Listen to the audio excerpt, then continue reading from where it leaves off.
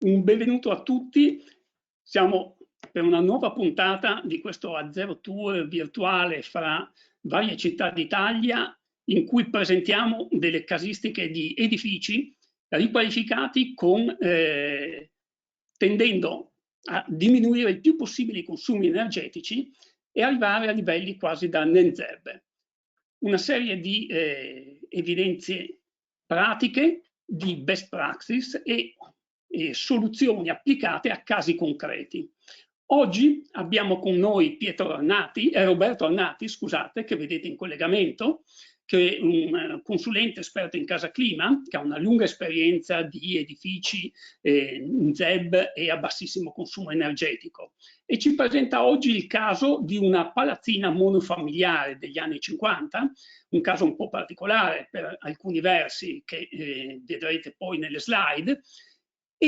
Questo edificio è stato riqualificato, è un intervento di riqualificazione in cui i consumi sono stati ridotti di oltre 10 volte, il fabbisogno energetico più precisamente. Roberto Arnati vi illustrerà sia gli aspetti di questa palazzina, il progetto, ma soprattutto quelle che sono state le scelte dal punto di vista della riqualificazione in termini energetici per quanto riguarda l'involucro e gli impianti e le soluzioni adottate anche per le energie rinnovabili. Allora Roberto, puoi iniziare la relazione mostrandoci un po' questa palazzina, che è un caso particolare in zona Milano. Ok, grazie, buonasera a tutti. Iniziamo la presentazione di questo edificio che è stato costruito negli anni 50, si trova nel quartiere della Triennale Ottavia, in zona San Siro di Milano.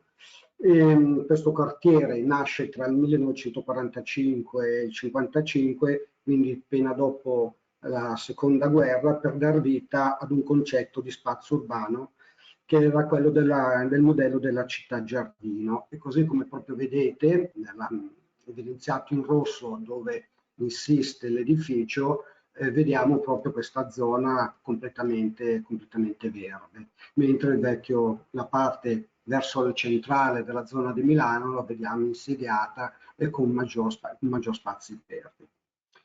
Come nasce? Questo piccolo quartiere doveva nascere appunto intorno agli anni 50 in un complesso di edilizia convenzionata in cooperativa, ed era tutto questo spazio, quest'area per la costruzione di più immobili costituiti da gruppi di ville a schiera. L'edificio che prenderemo in esame questa sera è questo evidenziato in rosso proprio dalla mappa che era stata redata nella fase di progettazione, ed era l'edificio campione. Poi, come vi dicevo, queste costruzioni, l'autorizzazione, non si sa dallo storico come mai, non ha avuto a che procedere. Quindi oggi ci troviamo in una zona completamente verde, è un parco del comune di Milano con uno spazio gioco bimbi, e quello che vediamo qui sulla destra è proprio l'unico edificio della Casa Campione che era sorto. Questo è lo stato dell'edificio dove il nostro cliente ha acquistato nel 2016 dall'unico proprietario che per qualche anno aveva abbandonato ad abitare perché si era trasferito dalla città di Milano, e quindi nel 2016 ha acquistato questo immobile, e poi abbiamo iniziato a uno studio di riqualificazione e la progettazione. Il contesto urbano, come vedete, è quello un po' dell'ispirazione urbanistica degli anni 45-50 di questo quartiere, quindi caratterizzato da vie principali di comunicazione, e poi all'interno del quartiere delle piccole vie a fondo chiuso dove arrivano a questi edifici con molto spazio verde. Però negli anni possiamo dire che alcuni interventi hanno snaturato l'aspetto delle costruzioni, l'aspetto del contesto del quartiere, e quindi potete vedere che proprio di fronte all'edificio in fase di ristrutturazione vediamo Queste qui erano tre villette di edifici a schiera e vedete che su un edificio è stata costruita questa torre. Motivo per cui in questi anni di mancata scarsa tutela architettonica, proprio all'inizio dell'anno scorso è stato posto dal Ministero dell'Ambiente un vincolo di interesse storico relazionale, soprattutto per degli edifici costruiti in quell'epoca. Quindi questo vincolo ha determinato un po' allo studio di progettazione a progettare in un modo richiesto quelle che sono le norme di vincolo da parte della sovrintendenza. Il progetto, ecco, entriamo un po' nel progetto esecutivo. Il progetto esecutivo è stato costituito dallo studio associato del gruppo Casa Clima Mi, nella persona dell'architetto Grimaldi, che ha seguito proprio gli aspetti burocratici. Vi dico che per ottenere le varie autorizzazioni di questo progetto con il Comune di Milano hanno impiegato circa un anno. Il progetto esecutivo consiste in una nuova distribuzione interna. Ecco, faccio un passo indietro. La costruzione Roberto, solo una cosa, sì. Se puoi avvicinarti leggermente al microfono, che qualcuno ci dice che non si sente perfettamente. E alzo un po' la voce.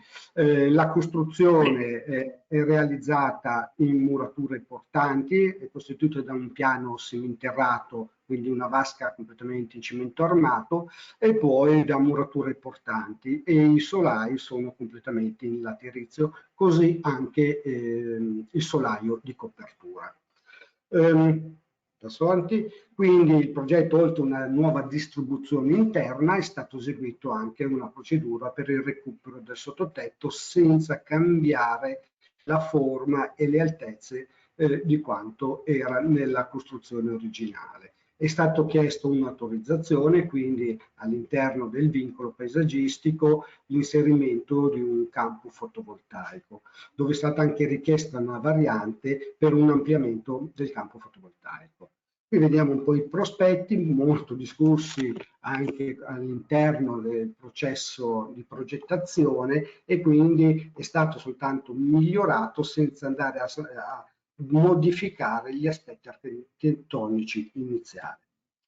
E così un po' quello che oggi il cantiere non è ancora terminato, stanno terminando la posa degli impianti interni, le opere di finitura, mentre la parte esterna è stata completata nel periodo, verso la fine dell'anno. Una successiva autorizzazione è stata fatta per il progetto per l'isolamento a cappotto termico eseguito all'esterno. Soprattutto qui gli aspetti burocratici sono stati anche qui abbastanza lunghi, in quanto i due frontespizi confinano con una parte di proprietà del comune, e come vedete è stato posto il Comune di Milano autorizza in alcuni ambiti la possibilità di poter fare un cappotto sul proprio sedime, pagando un'occupazione di suolo pubblico perpetua, ma soltanto con uno spessore massimo compreso di collanti e rasanti di 8 cm. E poi andremo a vedere come è stato proprio realizzato questo parte di cappotto di zoccolatura fino a 2,20 m di altezza, e questo è il limite dal piano di strada, per evitare appunto delle disomogeneità di valori di trasmittanza e soprattutto anche la correzione del ponte termico del primo solaio del piano rialzato. Quindi una volta definito un po' il progetto, per la mia parte in questo caso nell'aspetto sì anche oltre quella del consulente energetico prioritaria anche come direttore dei lavori, è stata un po' quella di fare delle indagini preliminari del comportamento dell'edificio. Quindi un'analisi eseguita nel mese di giugno, a fine mese di giugno, con una temperatura esterna intorno ai 30 gradi, quindi in questo caso vediamo dei flussi che entrano pur avendo degli ombreggiamenti totalmente chiusi, però i serramenti di poco spessore in legno, circa 5-6 centimetri, la vecchia proprietà aveva già sostituito con dei vetri doppi, penso intorno agli anni 80, quindi come il vecchio Thermopan. Molto significante invece questa immagine al termogrammo, dove in questa situazione dove abbiamo un ponte termico geometrico, ecco, e vedete il flusso delle temperature generato proprio dal passaggio del calore, in questo caso dall'esterno e verso l'interno. Infine, quello che in tutti gli edifici ci tengo era un po' quello di capire, pur sapendo, dato il tipo di serramento, il comportamento, la valutazione della permeabilità dell'aria e quindi con un valore a 50 pascal intorno ai 10. Devo dire che faccio molti blower e oggi trovo purtroppo degli NZEP di nuova costruzione con questi valori, mentre qui con un edificio degli anni 50 in originale abbiamo trovato questo valore. Scusa Roberto, stai dicendo che trovi degli NZ con un valore di 10? Assolutamente sì, senza citare, ma ci sono delle torri molto belle, una torre molto bella a Milano dove mi è capitato di fare un blower e ho superato il valore 10, senza dire quale aver fatto chiarimento, valore superiore ai 10. Una diagnosi energetica, perché poi vi spiegherò che sono stati utilizzati per questo progetto oltre il recupero del 65% anche dei finanziamenti, dei fondi dati sia dal Comune di Milano a fondo perso e anche dalla Regione Lombardia. Comunque abbiamo fatto quindi una diagnosi energetica per un edificio di circa come 610 metri cubi ventilati per circa 178 metri quadri. Il fabbisogno eravamo in classe F di 284 kWh al metro quadro anno solo per la climatizzazione invernale e la produzione di acqua calda. Con un costo, però un costo stimato, quindi da calcolo, perché non abbiamo potuto avere un feedback dal precedente proprietario, quindi è un calcolo da norma, da 11.300 di circa 2.500 euro. Il consumo sommato sia per l'energia data elettrica e quella per la combustione tramite il gas. Da una prima simulazione fatta siamo passati a 25 kW, 26 kW al metro quadro anno solo con un utilizzo nella prima fase di un impianto fotovoltaico di 2 kW picco, che era il minimo di legge. Poi vedremo successivamente che la committenza, grazie ai finanziamenti che vi dicevo, è riuscita a portare, anche con uno sforzo economico, a oltre 4 kW e mezzo. Però tengo a precisare che questo valore è comprensivo sia della climatizzazione estiva ed invernale, produzione acqua calda e i consumi di un impianto di ventilazione di tipo attivo. Quindi con una proiezione di costi di circa 800 euro all'anno di costo dell'energia, quindi circa 70-72 euro al mese per i consumi. Però faccio presente soltanto con un impianto nella fase di precalcolo di 2 kW.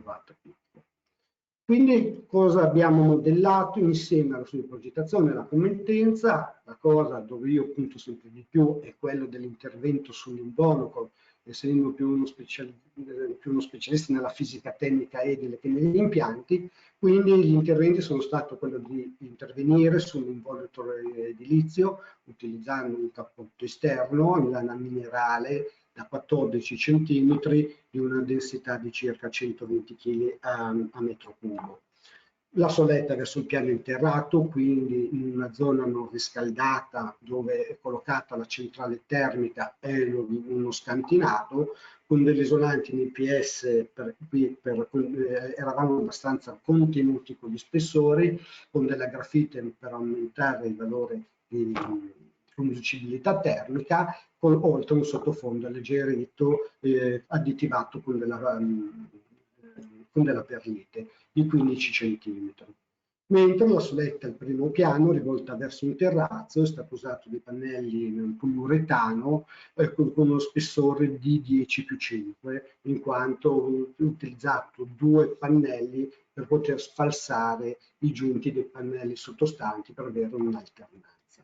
Sostituzione totale dei serramenti anche per una modifica delle aperture, quindi con serramenti in PVC, 5 camere con un noodle frame di 1.10, un vetro, quindi abbiamo lavorato molto bene con un vetro da 0, con un Gile 0,8 e un fattore solare medio del 55%, perché come vedremo il mio approccio proprio nella progettazione degli edifici, soprattutto in quelli nuovi, ma anche in questo tipo di intervento molto spinto, è quello dell'approccio di una simulazione dinamica. Una domanda, mentre invito i partecipanti comunque a eventualmente segnalare eventuali domande, questioni nel pannello domande, noi le raccoglieremo e le poniamo poi a Roberto Ornati. Avevate dei vincoli riguardo alla scelta del tipo di serramenti, forma o altro? No, su questo no, era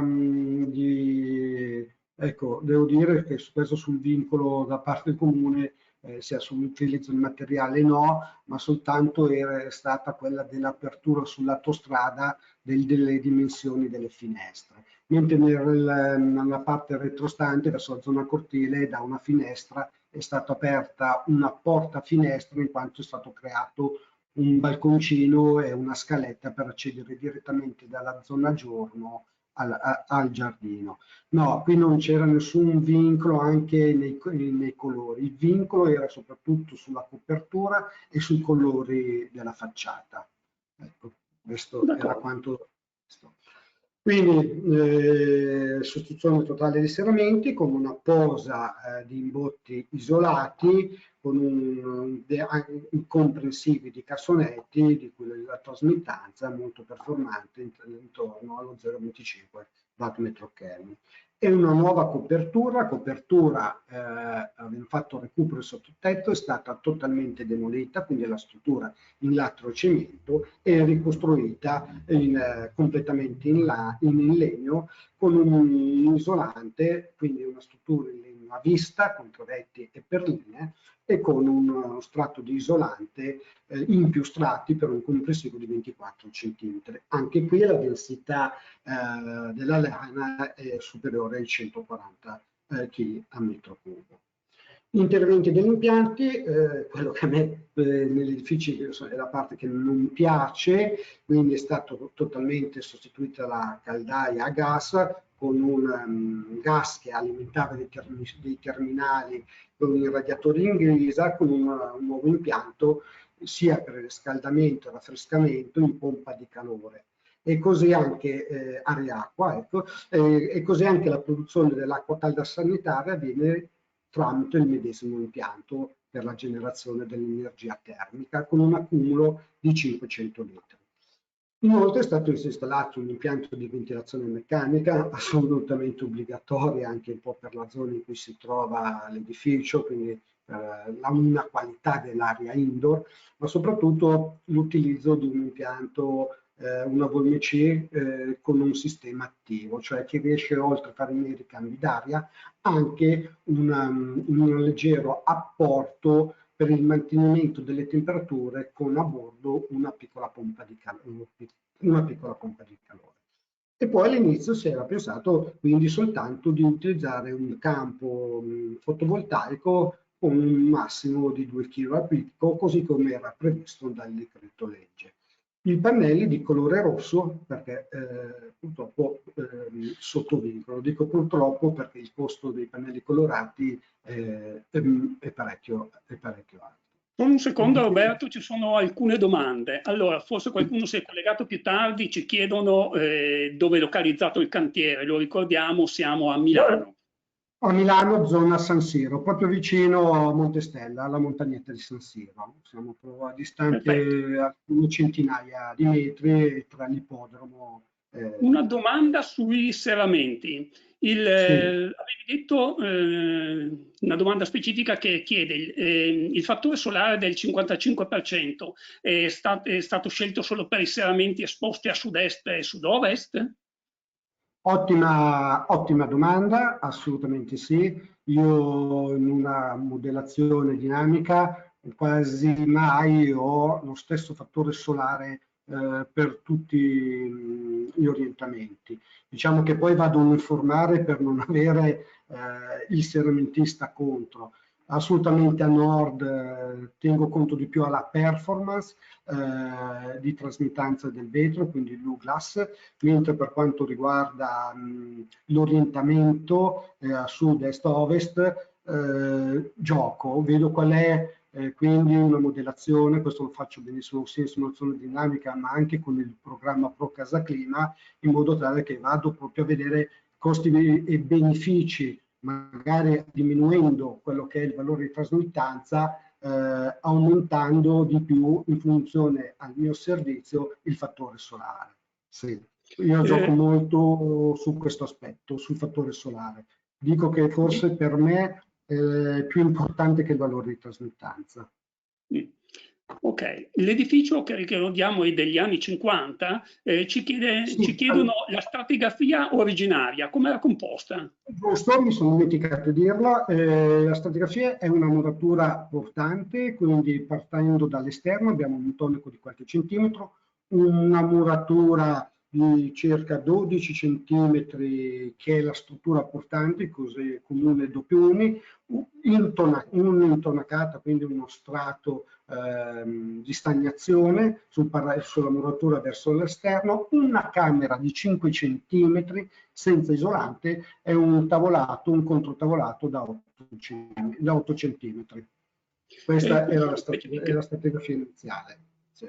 Vuoi solo specificare un attimo, visto che ci sono progettisti di tutta Italia collegati, in molte regioni per il cappotto c'è una deroga, invece lì in Lombardia, a Milano, questa deroga non c'è? No, c'è anche Milano, ma in questo caso io non avevo problemi di deroghe sulle distanze perché dallo studio di progettazione aveva verificato che rispetto ai confinanti eravamo oltre i 10 metri. Quindi l'unica nostra deroga è stata proprio quella di richiedere l'occupazione del suolo pubblico a parchi giardini del Comune di Milano, che ha posto dei vincoli di spessore e di altezza. In questo caso assolutamente non abbiamo avuto nessun problema. L'occupazione di suolo pubblico per lo spessore del cappotto? Sì, per lo spessore del cappotto viene quindi fatta una occupazione di suolo pubblico non con costi a metro quadro abbastanza bassi, ma è una tassa che il committente dovrà pagare in modo perpetuo per questo edificio. E lo spessore massimo, come dicevo, è di solo 8 centimetri e l'altezza di questa restrizione di sezione dell'isolante è per 2,20 m. Dopodiché si può uscire con quello che da calcoli necessita, come in questo caso abbiamo 14 centimetri di spessore nominale. C'è ancora una domanda, così chiudiamo questa parte di involucro, diciamo.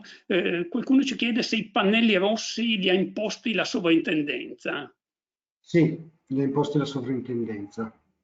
Ok. Sì. Poi vedremo delle immagini che tra un rosso e uno scuro, comunque l'interferenza visiva è comunque sempre ben nota. Riprendiamo, quindi, prego, dimmi. Possiamo proseguire. Ok, perfetto. Quindi il mio approccio è proprio quello della simulazione dinamica.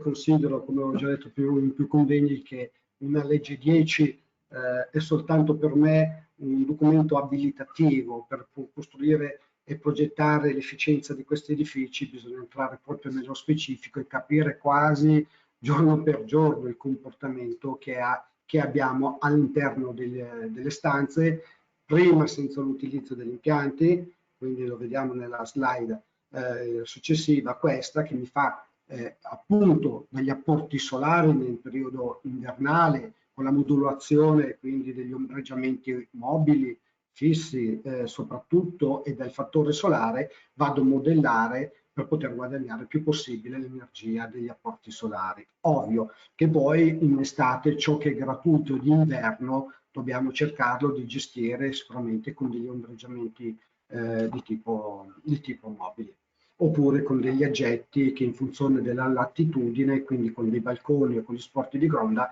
dobbiamo andare a modellare la sporgenza per avere poi nel periodo estivo un'ombra direttamente sulla vano finestra. Una verifica igrometrica, in questo caso io utilizzo PAN di ANIT, dove posso capire bene cosa succede. In questo caso la verifica igrometrica era stata superata, perché sappiamo tutti che dal decreto legge, se abbiamo oggi una muratura con formazione di condensa interstiziale, anche se poi asciuga nei mesi successivi, non può essere più accettata se non tramite una verifica in simulazione dinamica, quindi con igrometrica, quindi il ben noto software WUFI. Quindi i valori dalla verifica igrometrica della trasmittanza, sempre per l'isolamento cappotto, vediamo un valore di trasmittanza di 0,23, qui non comprensiva dei punti termici, anche se dal calcolo di diagnosi possiamo dire che sono veramente modesti, perché con 14 cm di isolante esterno possiamo ottenerli completamente corretti. Però quello che io ci tenevo, più il valore di trasmittanza, che direi per una risqualificazione energetica è un buon valore, era soprattutto un'attenuazione, uno sfasamento di 14 ore per me anche in una casa nuova è troppo, quindi oltre le 10, le 11 ore è un valore consono alle latitudini di Milano, però era l'attenuazione. Vi ricordo in una delle prime immagini, nelle prime slide, che dalla termografia la parete, la temperatura della parete era pressoché uguale a temperatura esterna, intorno ai 30 gradi. Quindi con un'attenuazione in valore in regime estivo vedete che abbiamo un valore di un'attenuazione di 0,08. Altro parametro importante, non molto utilizzato anche dai colleghi termotecnici, è la mittenza interna. Questo valore in watt metro quadro Kelvin, questo valore di 3,71, molto buono, possiamo dire che quasi per una casa che non ha un impianto di climatizzazione, oltre 3 è un valore consono, perché questo valore che cos'è? Un parametro quindi fisico-tecnico, che io la definisco un po' come una carta assorbente, cioè all'interno degli ambienti, quando abbiamo la temperatura che si innalza dovuto magari a carichi indiretti, quindi noi stessi, oppure dagli stessi sistemi elettrici all'interno, dal frigo, alla televisione, o anche dell'irraggiamento che entra perché teniamo gli ombreggiamenti mobili aperti. Questo parametro fa sì che in un modo veloce mi può assorbire quei 2-3 gradi, un po' di temperatura che abbiamo all'interno dell'ambiente, e poi durante le ore più fresche può essere rilasciato così come è stato veloce ad essere assorbita, così è veloce per essere rilasciato nell'ambiente, dove tramite una ventilazione sia meccanica o un impianto di climatizzazione lo ripreparo per il giorno dopo.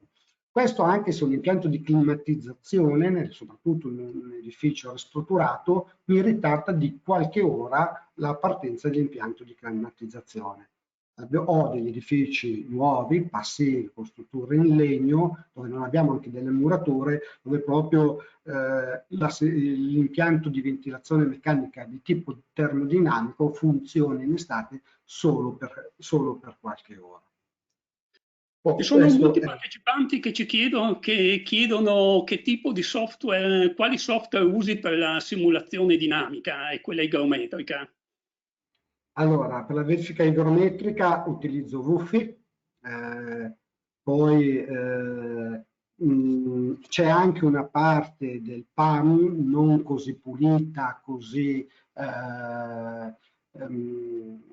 capaci di dare delle informazioni come può essere il software WUFI, che all'interno di PAM c'è anche una verifica dinamica e fa vedere strato per strato e anche ora per ora che cosa ci succede all'interno della nostra stratigrafia. È un po' più macchinosa, però qualche dato importante ce lo può dare assolutamente. Non è come il famoso WUFI Fraunhofer, questo è un po' diverso. Mentre per la simulazione dinamica utilizzo Icaro, sempre di Agnit, oppure sotto forma gratuita Energy Plus, dato dal Dipartimento Ricerca e Ambiente americano, gratuito, scaricabile gratuito, quindi Energy Plus. Non so se lo fai vedere dopo, ci chiedono anche come sono stati valutati i ponti termici legati al cappotto di minor spessore per i primi 2,8 metri della facciata. Anche te, domanda. Io utilizzo proprio un software dedicato ai ponti termici, anche se derivo da un software gratuito, Term, anche qui è un software che si trova su piattaforma web, gratuito scaricabile, abbastanza intuitivo, oppure Darwin, altro programma a pagamento, qui molto più facile sia nell'importazione dei file in XF alla simulazione e anche alla stampa dei dati, sia per come richiede le verifiche delle temperature superficiali del protocollo Casaclima, che richiede il cambio delle resistenze lineiche, e così come sono richieste dalle norme nazionali, l'ITS 11300. Benissimo, un'ultima domanda veloce, anche se mi pare avevi già accennato prima. I fuori finestra non è stato possibile modificarli? Quelli sul lato strada no, è stato soltanto modificato, quello in copertura perché è stata fatta una pratica, quindi come edificio nuovo, e poi verso il cortile da una finestra è stata creata una porta finestra. Però su quello che sono le dimensioni no, sono state soltanto allargate le spalle e il voltino, perché abbiamo inserito degli imbotti isolati che poi vedremo successivamente nelle slide successive. Puoi darci per caso anche i valori del serramento? Hai dato i valori medi UG, ma ci chiedono se era possibile avere anche gli altri valori. Allora, sicuramente sono rispetto a una norma, siamo sotto l'1.4, io è come window, però è un dato che io non modello il serramento, prendo quel profilo, mi calcolo, inserisco il mio UF, inserisco il mio valore del vetro perché cambio, inserisco il mio bancalino del ponte termico del distanziatore del vetro, quindi lo vado a modellare. Sicuramente sono sempre intorno all'1, anche sotto l'1, dipende dal valore del vetro, però è un dato che non percepisco, non ricordo perché non parto da un valore window del serramento, ma parto a progettarlo completamente. Okay. Anche perché cambiando i vetri cambia quindi sul fattore solare, cambia l'U-Glass e quindi in funzione della dimensione del serramento l'U-Window cambia, quindi non posso dire al serramentista voglio un serramento da 1 per 1,20 U-Window, no, viene modellato ma in funzione della ricetta di progettazione che avviene durante il calcolo.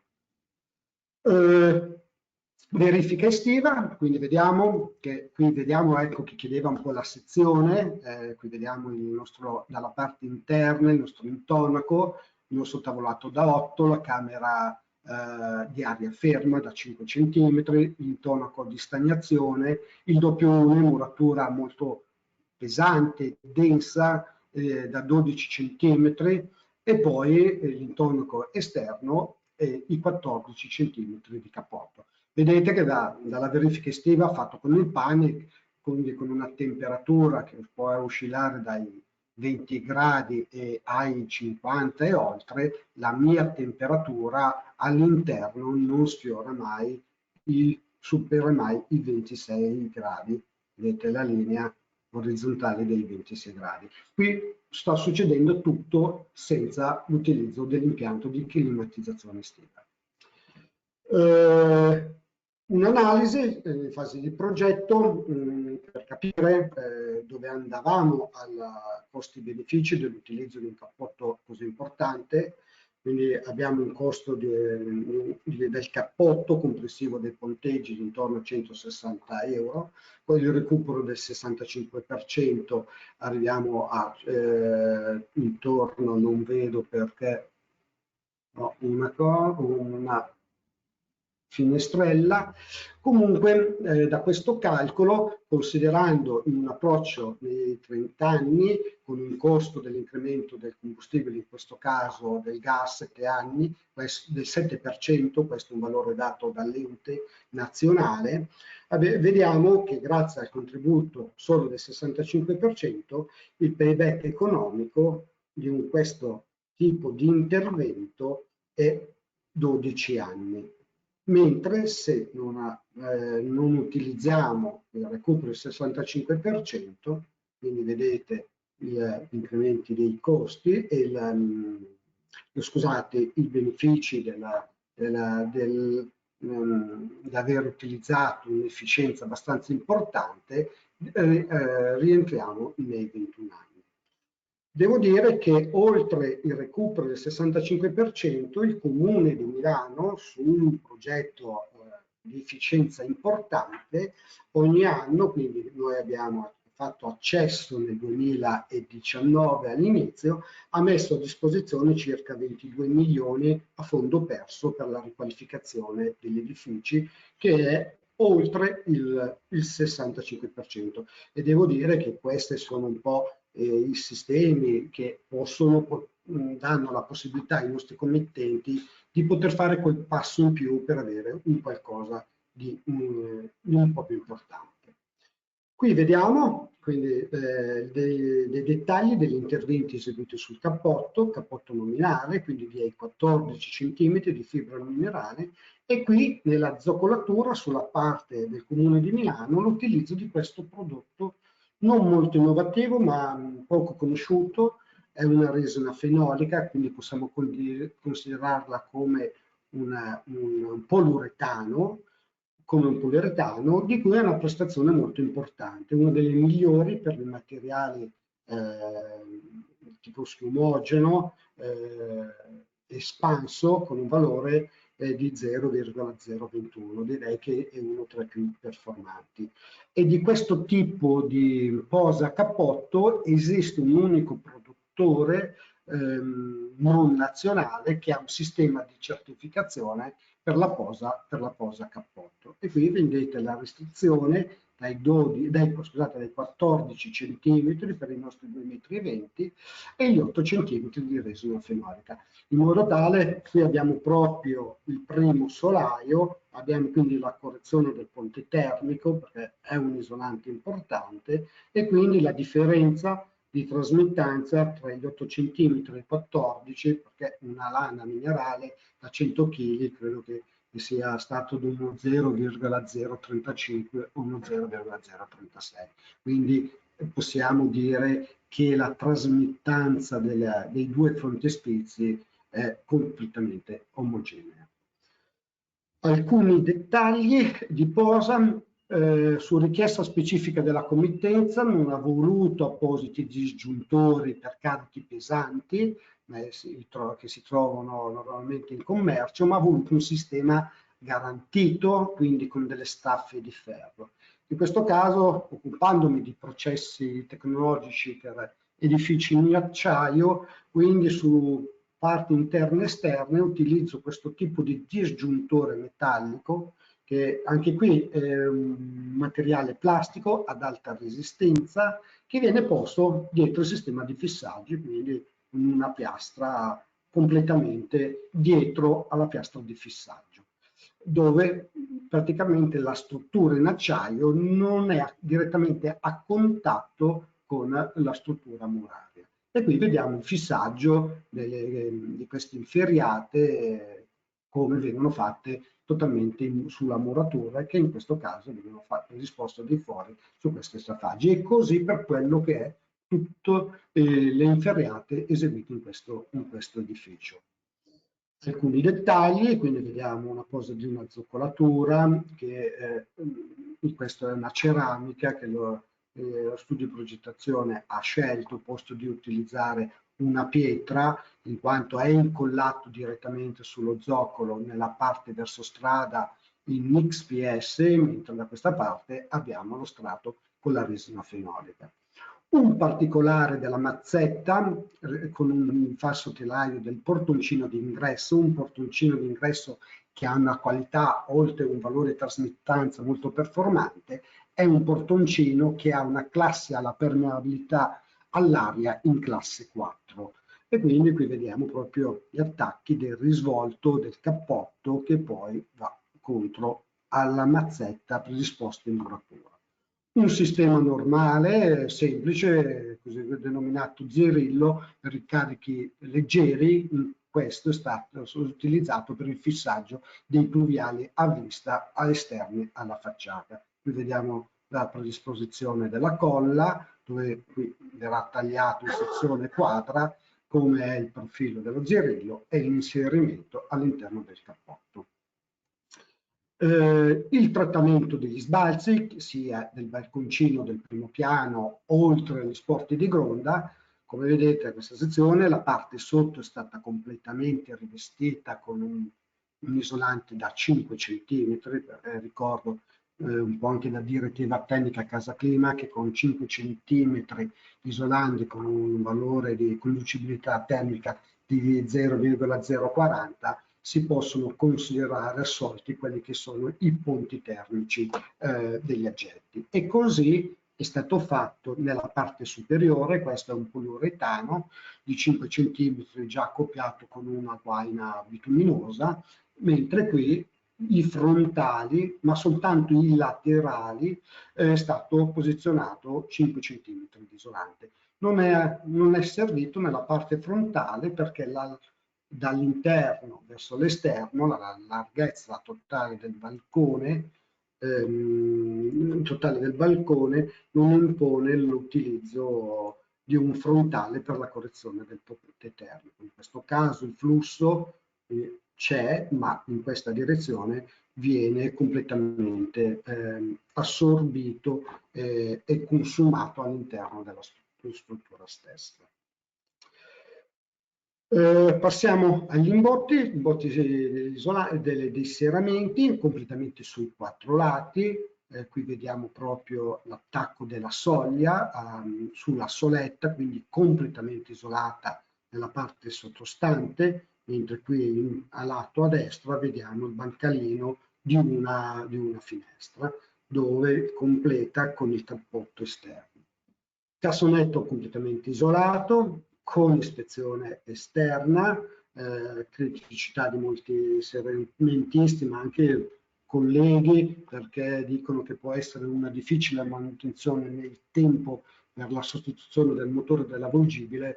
È un buon compromesso. Quante volte brucia un motore? Poche, però evita di acquistare imbotti importanti che per una strutturazione potrebbe andare bene anche questo tipo di imbotte, in modo tale che non ho passaggi e flussi d'aria dall'interno all'esterno. Un discreto valore di trasmittanza del cassonetto ed un sì dell'attacco al serramento di uno 0,05. Comunque vedete il completamento delle spalle sui 3 lati, quindi le spalle e il cellino, trattate direttamente nella parte superiore e la parte isolante verso l'interno. Ci chiedono se per i serramenti è stata fatta una posa qualificata. Assolutamente sì, con me Dobeco. Oggi per me la posa dei serramenti è quello che vale il 90%. I serramenti ci sono quasi tutti, se non di qualche fornitura eh, extra Europa, senza individuare, ma il 90%, come sapete, io faccio molti blower e molti edifici a volte non vengono non ottengono la performance, soprattutto dovuto alla posa, che adesso andremo a vedere proprio come sono stati posati questi serramenti. Finalmente anche è stata introdotta la norma UNI per la posa dei serramenti, la parte 2, dove si richiede sia un aggiornamento, ma una certificazione della competenza del serramento che sarà obbligatoria entro fine dell'anno o al massimo entro la metà del prossimo anno. Quindi qui vediamo la verifica, gli elementi finiti, dove richiedo copio dalla formazione avuta che su tutto il perimetro di serramenti, nei punti critici, la mia temperatura superficiale deve essere sempre superiore ai 17 gradi, appunto per evitare rischi di muffa sulle spallette o rischi di condensa superficiale. Qui vediamo come è stato verificato gli elementi finiti, i balconcini, gli sporti di gronda, e quindi adesso passiamo proprio alla posa certificata per la posa in serramento. Questo è il serramento in questione, è un 5 camere. La posa, io pretendo soltanto che venga fatta con delle pose con della schiuma prefabbricata, è un autoespandente, lascio poco spazio tra il falso telaio, quindi nel giunto secondario, primario scusate, cioè tra il serramento, il telaio di serramento e il falso telaio non più di 7-8 mm. Qui vedete com'è fatta la posa negli angoli, nei due angoli superiori, il sinistro e il destro, in modo tale che ci sia ricchezza e non venga tirato come spesso mi capita di vedere, perché se viene tirato e dato continuità senza l'orecchia, io di qui ho sicuramente un'infiltrazione d'aria, perché l'espansione in questo punto che è tirato e teso non avviene. L'imbotte, vediamo che prima della posa del serramento sulla verticale, sulla orizzontale, dove fa battuta il serramento verso l'esterno, è stato posizionato il BG1 con il dovuto sormonto, in modo tale che questo ha funzione, dopo una doppia funzione, quella di evitare il passaggio, quindi tenuta l'aria verso l'esterno, di diffondere invece verso l'esterno l'eventuale formazione di vapore acqueo che si forma nel giunto primario. E altra cosa, in questo caso c'è una cover d'alluminio perché il progettista non ha voluto una finitura in intonaco per alcuni centimetri, ma ha voluto rivestirlo con dell'alluminio.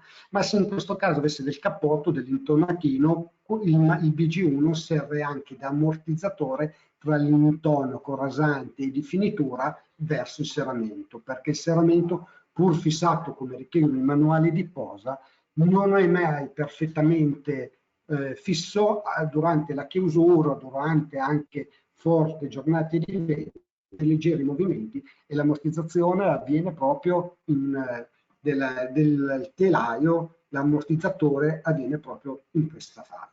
E qui vedete il quarto lato, dove sotto c'è il disgiuntore termico, in questo caso è stata usata della purinite, viene messo dell'MS polimero, che fa da vaschetta, quindi completamente sotto il serramento, è una vaschetta di circa 10 cm, il quale ha doppia funzione, ma la prioritaria è quella di non far passare l'acqua in caso di pioggia con lo stravento, e soprattutto se non passa l'acqua anche l'aria. Comunque vedete da manuale anche il risvolto del BG1, dove viene poi a sua volta serrato dal quarto lato del serramento. Ricordo a chi ce lo chiede che i serramenti sono in PVC triplo vetro e, se non ricordo male, a 5 camere, giusto? Sì, a 5 camere, sì, a 5 camere. a 5 camere. Qui vediamo proprio la posa, questo è il serramento, questo, ho portato questa immagine, non è riferita a questo cantiere, però quello che avviene quando fissiamo il serramento, il fissaggio delle turboviti, quello che avviene quindi nel taglio, in questa posizione, che di solito in una finestra sulle verticali ne abbiamo 2, circa 15 cm inferiore e superiore degli angoli, però vedete che a volte, in questo caso la massima estensione non è ancora avvenuta, perché a volte in situazioni quando non fa freddo impiega anche 24 ore a espandersi totalmente, mentre durante l'estate questi nastri devono essere messi anche in una borsa frigo perché l'espansione è quasi immediata. Però a volte con la turbovite succede uno sfilacciamento, pur essendo una tenuta a 600 pascal, e quindi io nella posa del dettaglio del serramento che vedete qua, questa invece è la posa appunto del cantiere in questione, vedete che la mia muratura, che qui per convenzione l'ho segnata unica, ma abbiamo il tavolato di 8 cm, abbiamo l'intonaco, scusate, abbiamo l'intonaco che gira fino al filo del falso telaio, il serramento che viene posato, l'autoespandente, e poi vado a mettere una cover in cartongesso in modo tale che mi dà la possibilità di poter vedere se è successo qualcosa durante la posa delle turboviti.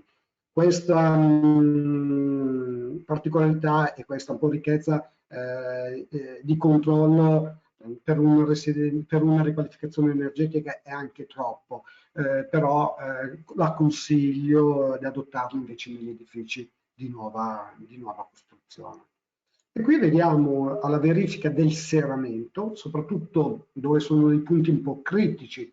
In questo caso sempre una cerniera scomparsa utilizzo, perché le cerniere scomparse rispetto a quelle a vista non tagliano le guarnizioni, quindi una continuità delle guarnizioni, e quindi potete vedere nel punto critico è concentrato da un coperto con un foglio, vedete che il passaggio dell'aria è quasi nullo, non è completamente nullo, è 0,02 metri secondo, che possiamo considerare assolutamente il serramento prodotto assolutamente bene. E quindi ecco, una posa certificata o non certificata per un edificio ad alte prestazioni dovrebbe essere sempre fatta in questo modo. Qui vediamo alcuni interventi per la tenuta all'aria, qui vediamo dei passaggi. Partiamo in questo caso al nostro imbotte che sulla muratura è completamente nastrata, perché è vero che c'è della schiuma tra la muratura e l'imbotte, però la schiuma non sappiamo come viene messa, anche se ci sono delle schiume a tutta l'aria. Io di protocollo suggerisco sempre di nastrare con un nastro apposito per l'intonaco, dove vedete che è microforato per avere un maggior gripper tra l'intonaco e la muratura. In questo caso sono dei tubi elettrici che creano un attraversamento dell'involucro edilizio totale e qui sono sempre sigillati con un MS polimetro. È un po' lo stesso sigillante che abbiamo visto per la posa del quarto lato, quindi il lato inferiore del serramento, che viene iniettato dall'interno delle fessure tra tubo e tubo in modo tale che va a creare proprio una perfetta sigillatura. Oppure l'utilizzo di appositi bocchettoni a tenuta adesivi, dove un bocchettone NPDM di dimensione conica va a far tenuta direttamente sulla tubazione che sta attraversando l'involucro edilizio. La copertura è stata fatta totalmente in legno, quindi dalla demolizione del solaio in lato cemento sono stati posizionati delle travi, lamellare e un tetto a vista. E qui vediamo il particolare istruzione, trave di colmo, travi a vista, un assito perline, un telo freno vapore, il primo strato di isolante costituito da 2 pannelli da 6x6 di 100 kg di intensità, e poi con una posa degli stelli incrociati rispetto al secondo strato e successivamente altri 6 cm per arrivare totalmente a 24 cm di isolante. La posa di un pannello USB quindi da 15 mm, scusate, e poi un telo trasmirante e la creazione della camera di ventilazione. Diciamo che la camera di ventilazione mette anche in contatto tra il pannello, l'ultimo pannello isolante e l'USB. Vedete che questo listone rispetto all'isolante è alto circa 2 cm in più, in modo tale che eventuale formazione di condensa interstiziale che si dovesse fermare nell'USB, perché l'USB è anche lui un materiale freno vapore, permette una ventilazione da parte dalla gronda al cono. Infatti qui ho utilizzato proprio per l'immigrazione del vapore un freno vapore molto importante che frena parecchio, perché eventuale malposa o qualcosa che si potrebbe creare sotto lo strato di questo USB mi darebbe molto fastidio, perché è della condensa che andrebbe a formarsi sulla faccia rivolta verso l'isolante di un materiale in legno. Successivamente vediamo la posa, ecco, del manto, della struttura in legno, dove è stata appoggiata su comunque una trave dormiente in legno, e la correzione del muro di appoggio è stata corretta in questo caso con dell'XPS, in quanto da sotto la trave in questa zona rimane un rispostino, non è zona scaldata.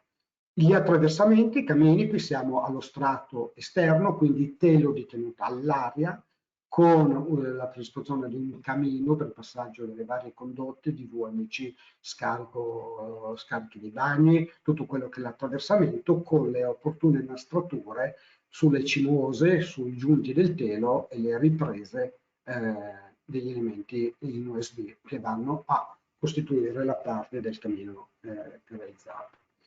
L'impianto fotovoltaico quindi è stato realizzato su tutte e due le falle, quindi sia a est e a ovest, e quindi, come abbiamo visto dall'inizio, da 2 kW picco siamo passati a 4,85 kW, con una produzione stimata di 6.800 kWh anno contro i 1.900-2.000 di progetto con i 2 kWh. Quindi è parecchia energia in più, quindi anche quel dato di performance di fabbisogno metro quadro anno di 26 kWh nel rifacimento della nuova legge 10 per l'ultimazione dei lavori sarà sicuramente inferiore. Però abbiamo in questo caso anche dell'energia in esubero, che adesso andremo a vedere che cosa il committente ha voluto fare.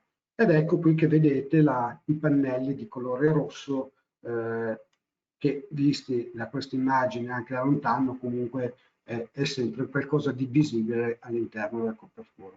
Pensate che il costo di un pannello rosso rispetto a uno tradizionale è oltre il 40% in più.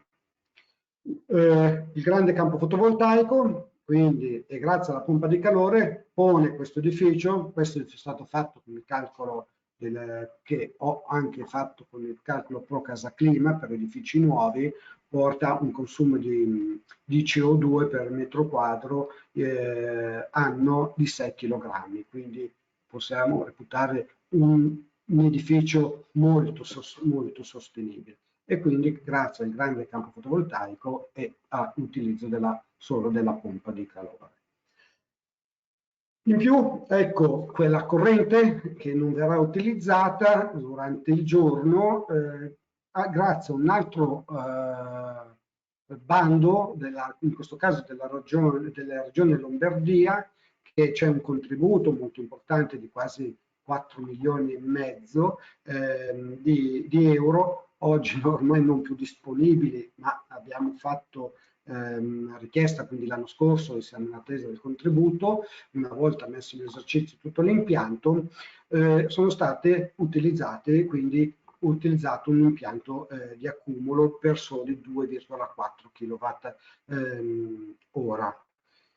È un impianto, un accumulo un po' innovativo, in quanto i classici, dalla produzione del pannello fotovoltaico, la corrente ed alternata per essere continua passa tramite l'inverter, viene accumulato nella batteria, quindi riportato in alternata e poi viene ancora convertita in continua per essere immesso nella rete o l'utilizzo stesso nell'edificio. In questo caso, e quindi ho un'efficienza al 75%. In questo caso è stato utilizzato un sistema, anche per me innovativo, dove il pannello fotovoltaico in alternata accumula direttamente la corrente in alternata e poi arriva all'inverter alternata e la riporta in continua per l'utilizzo sia della rete o all'interno dell'edificio. E qui, come vedete, un'efficienza molto più importante, fino al 90%. Con 2 kW un accumulo da 2,4, che cosa vuol dire? Che potrei fare andare per un'ora un elettrodomestico e circa 10-12 ore una televisione. Quindi vuol dire che in questo caso durante le ore serali possiamo utilizzare quell'energia che dovremmo comprarla perché è quella poi in esubero data al giorno viene riconosciuta a costi molto bassi e quindi probabilmente questo edificio sarà quasi non un consumo quasi zero, ma probabilmente un consumo zero. Ovvio che per la gestione di questi sistemi molto è l'utilizzatore, dove deve essere capire che deve utilizzare gli elettrodomestici, gli impianti, le pompe di calore di giorno, dove l'alimentazione non è quella della rete, ma quella alimentata dall'impianto fotovoltaico. Due domande, Alberto. Due domande. Sì. Uno, il dimensionamento dell'accumulo, la scelta di realizzarlo da 2,4 kW invece che la potenza installata. Sì, no, perché è quello che sto dicendo proprio adesso, perché rispetto alla potenza installata io lo dovrei utilizzare. Esempio, non sono in casa durante il giorno, però programmo l'utilizzo della lavastoviglie, lavabiancheria, degli elettrodomestici che programmo in fasce diverse di orarie e utilizzo e consumo la corrente prodotta dal fotovoltaico. Così anche per impianti di climatizzazione, soprattutto per l'acqua calda, che faccio andare di giorno, anche se io non ci sono, però arrivo a casa e mi trovo già il mio accumulatore, il mio accumulo dei 500 litri alimentato, quindi al 100% di acqua a 50 gradi, però alimentato con la corrente prodotta dal fotovoltaico. Stessa cosa, la climatizzazione, aumento di qualche grado, 1-2 gradi in più durante il giorno, anche se non sono all'interno dell'edificio, poi il mio vero accumulo all'interno dell'ambiente diventa il mio involucro edilizio, dove mi mantiene ciò che di giorno la mia pompa di calore a costo gratuito dell'energia elettrica ha prodotto energia termica. Poi se ho della corrente che non utilizzo, posto di metterla in rete, quella poca la vado a accumulare e la utilizzerò durante la sera quando il mio campo fotovoltaico non è in produzione. Quindi già 2 kW e mezzo per questo tipo di impianto da 4 kW e con consumi elettrici direi che non è sovradimensionato, ma per conto mio è già abbastanza abbondante. Però è una delle taglie più piccole che si può avere, perché vedete con 2,4 kWh di accumulo riesco a far andare un'ora un elettrodomestico e 10 ore una televisione o 2-3 o dei PC, ecco, dove qui il consumo è veramente modesto. Quindi è solo per fare molta efficienza e di usufruire una bolletta pari a zero. quindi prima avevamo stimato una bolletta di intorno a 70 euro, 75 euro al mese, credo che in questo caso parliamo di poche decine di euro. Ecco. Visto che stiamo andando in conclusione, un'ulteriore Sì. domanda che ci fanno è quella dell'impianto fotovoltaico. I pannelli color rosso hanno una resa differente? No, no, sempre l'efficienza 17%, anch'io credevo questo, quindi abbiamo 320 watt per pannello e l'efficienza 17%. No, la colorazione non cambia l'efficienza del pannello. Vediamo allora velocemente gli impianti di ventilazione, poi lasciamo spazio alle domande. Passo molto veloce, abbiamo un impianto di ventilazione, di termodinamico, quindi che vado a mandare nei locali giorno, si estraggono questo è il piano rialzato, quindi nella zona giorno, vado a estrarre nel bagno e in prossimità della cucina. L'impianto in questo caso di ventilazione meccanica ha un passaggio diretto per l'estrazione dei fumi e dei grassi prodotti dalla combustione della cucina. Primo piano, stesso concetto, immetto aria nell'ambiente, nelle camere da letto, estraggo nel disimpegno e nel bagno. L'impianto di ventilazione meccanica è stato posto nel sottotetto, proprio nella zona ingresso, in modo tale che la ripresa viene fatta sulla facciata e mentre l'espulsione direttamente in copertura. Qui vediamo gli impianti di umidificazione, perché il sistema di raffrescamento di tipo radiante. Non abbiamo voluto utilizzare lo stesso sistema dei condotti della VMC, ma abbiamo posto due deumidificatori al piano con apposite canalini di ripresa e di mandata, mentre in mansarda è stato posto soltanto tipo un fan coil, ecco, un sistema a parete. Schema dell'impianto, vado a finire, quindi una pompa di calore, aria-acqua dall'unità esterna, posta all'esterno, che va ad alimentare la sua pompa di calore, la quale produce quindi acqua calda in un accumulo di 500 litri, e qui mentre per la produzione dell'acqua, della climatizzazione sia estiva che invernale, fatta con un pavimento sistema radiante, con un accumulo inerziale soprattutto importante durante... Roberto, non ti sentiamo. Soprattutto importante il sistema inerziale per l'accumulo di uno Allora, scorcio... mentre Sì? abbiamo forse un problema con l'audio, con il video, ecco, sei ritornato in onda. Ok, come dicevo, il sistema di distribuzione è un sistema a radiante, a bassa induzione, con un passo 10 cm perché deve essere utilizzato anche per il rinfrescamento, e un getto con un sottofondo autolivellante. Concludo, abbiamo pur l'edificio non terminato, ma con la posa dei serramenti, quindi edificio chiuso, col passaggio degli impianti a un valore di Blauer finale, da valore 10 iniziale siamo passati a un valore di 2. E direi che per una ristrutturazione di questo tipo è un valore raggiunto molto importante. Devo dire, bravi gli operatori, gli artigiani che hanno lavorato all'interno di questo cantiere. E io avrei concluso la mia presentazione. Perfetto. Allora, ultime domande dai partecipanti, così vediamo di chiudere. Allora, alcune cose. Ci chiedono, avevi valutato l'inserimento di un impianto geotermico? Non serve con quelle potenze. Ok, risposta breve, secca, mi piace.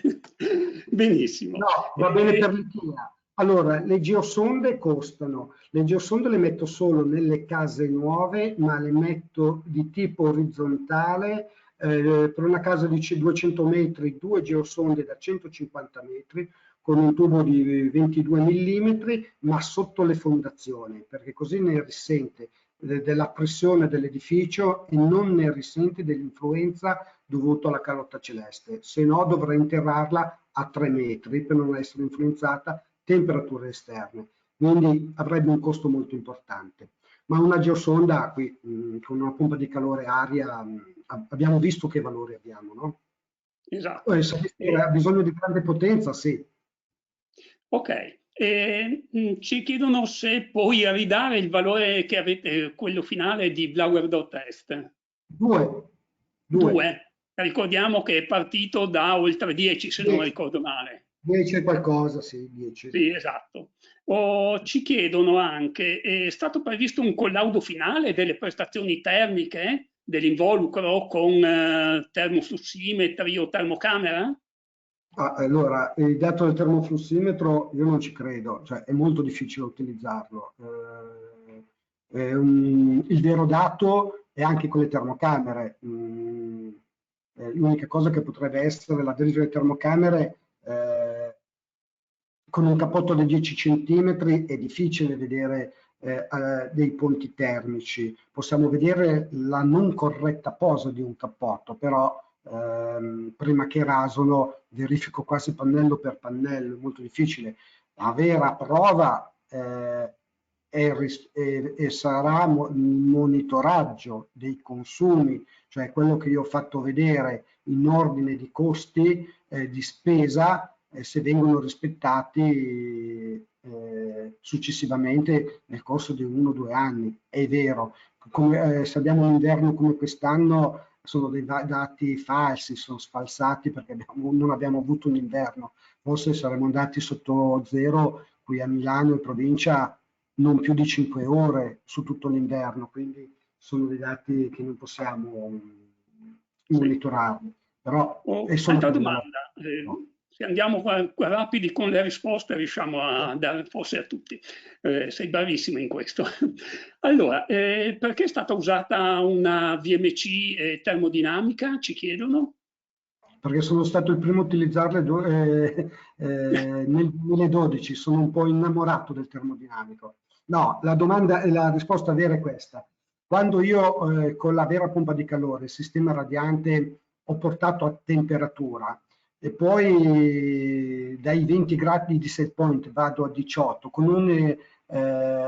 vado a 19, con un edificio con un involucro così importante, è inutile che faccia partire la pompa di calore, faccio partire un sistema termodinamico, quindi con la stessa VMC che recupera con una pompa di calore che posta all'interno dell'ambiente e utilizza l'aria esausta in uscita del recuperatore statico, fa tantissima efficienza. Ovvio che una VMC consuma il decimo di una pompa di calore.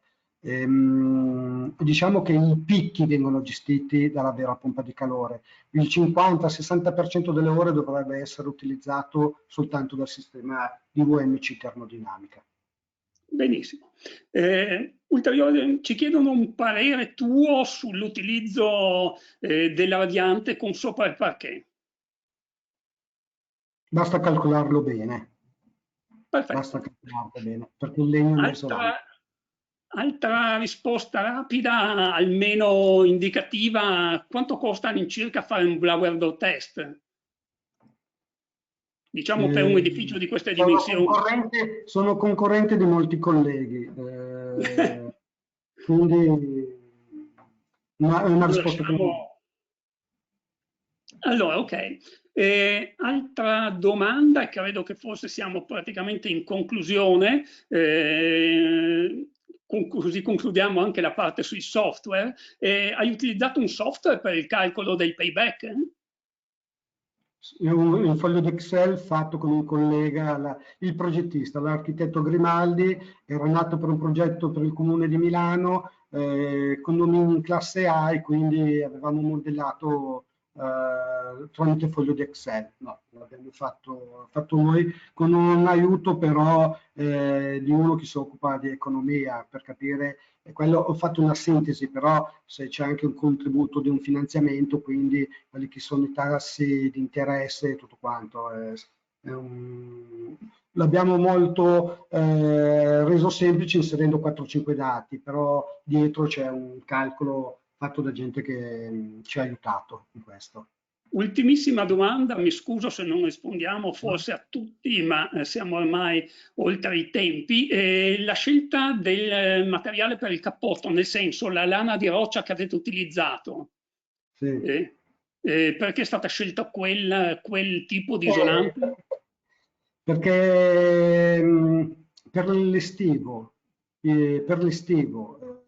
è l'unico materiale. Un EPS non ha durante il periodo estivo lo stesso comportamento di un materiale fibroso. Esatto. Poi per una mia scelta non mi piace la fibra di legno, forse perché ho il naso grosso e io lo sento che puzza la fibra di legno. Sono per quello, ma avendo fatto anche edifici in legno, in alcuni cantieri l'innesco all'incendio è stato abbastanza facile e rapido. Quindi per praticità utilizzo la fibra di legno senza togliere nulla, scusate, la fibra minerale senza togliere nulla alla fibra di legno. Però la scelta è per il periodo, per l'estivo. È più difficile gestire oggi l'estivo che ha maggiori consumi rispetto all'invernale e questi edifici altamente prestanti soffrono l'estate. Sì, chiaro. Ok, ultimissima proprio chiudiamo. Vedo che c'è qualcuno che forse aveva intravisto qualcosa nelle tue slide sull'impianto e ci chiede: ma era inserita anche una caldaia? Non mi sembra. No, quello che ha visto è la pompa di calore interna che graficamente sembra una caldaia. Ok, infatti. Benissimo, io direi No, ecco, che... una cosa Sì, che posso rispondere alla domanda che era stata fatta sul Blauer test. Il costo soltanto del valore, diciamo che è un costo standard.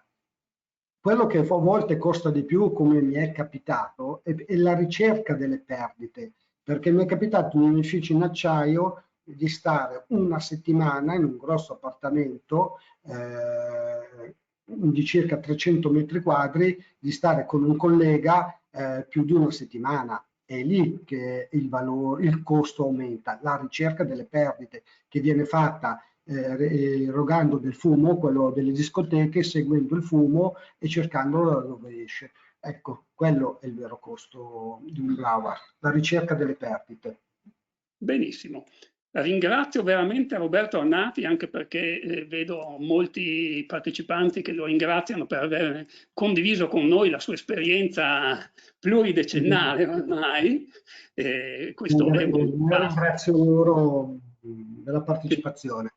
È sempre grazie. bello esporre per esperienza quello che si è fatto ai colleghi in modo tale che sia un po' di istruzione, ecco. Benissimo. Metteremo a disposizione le slide ai partecipanti attraverso la mail con la quale si sono iscritti.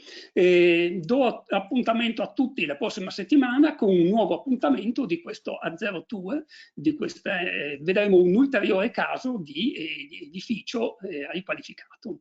Grazie a tutti e buona serata. Buonasera a tutti.